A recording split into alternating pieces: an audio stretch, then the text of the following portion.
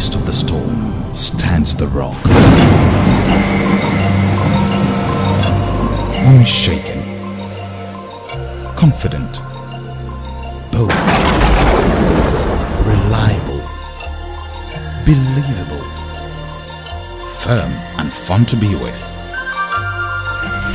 Stay with the Rock. Rock City 101.9 FM. The voice of the people. The time is 7 o'clock.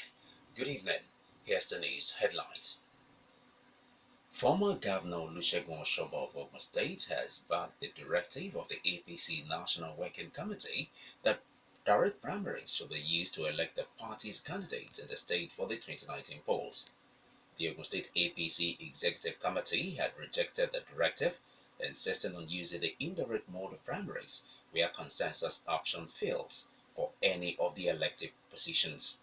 But Oshoba, addressing APC supporters and agric aspirants at a day mini rally at his residence in Abeokuta, says the APC National Working Committee has the final say on the mode that each state chapter of APC should adopt for its primaries.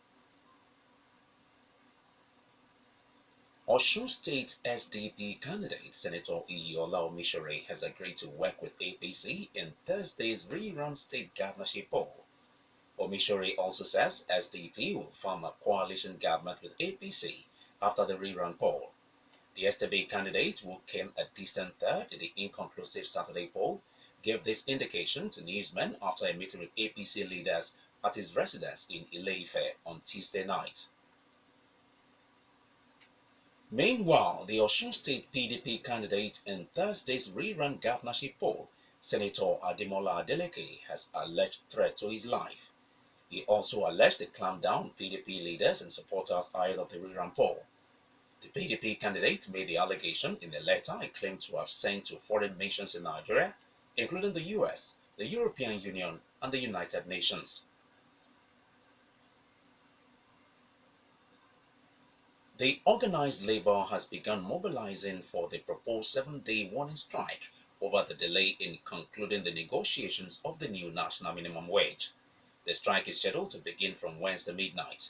General Secretary of Nigerian Labour Congress NLC, Dr. Peter Ozuesan, in a bulletin issued on the planned strike, directs the 36 state councils of the union to mobilize workers for the planned strike to take off on Thursday.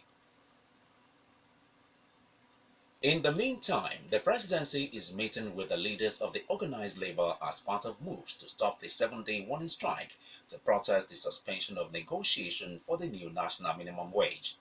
The strike is scheduled to begin from Wednesday midnight after the expiration of a 14-day deadline to government to resume and end the negotiations for the new wage. Labor and Employment Minister Senator Chris Ngige is leading the government's team to the meeting, holding in Abuja.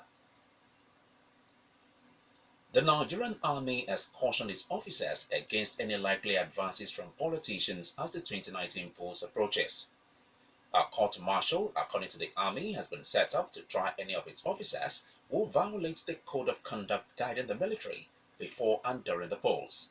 Army Chief of Staff Lieutenant General Tukur Buratai, who issued the caution in Abuja at the quarterly Chief of Army Staff Conference, asked officers who are interested in partisan politics to resign immediately. 18 people have lost their lives in a ghastly auto crash in Ekiti State. The accident occurred on Wednesday morning at Awo-Ekiti in the Irekodun local government area.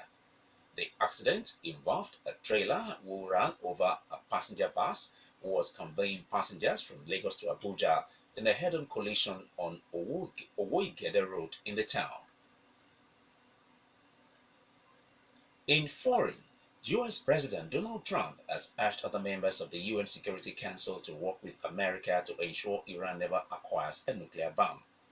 He told the council that anyone who failed to comply with US sanctions on Iran would face severe consequences.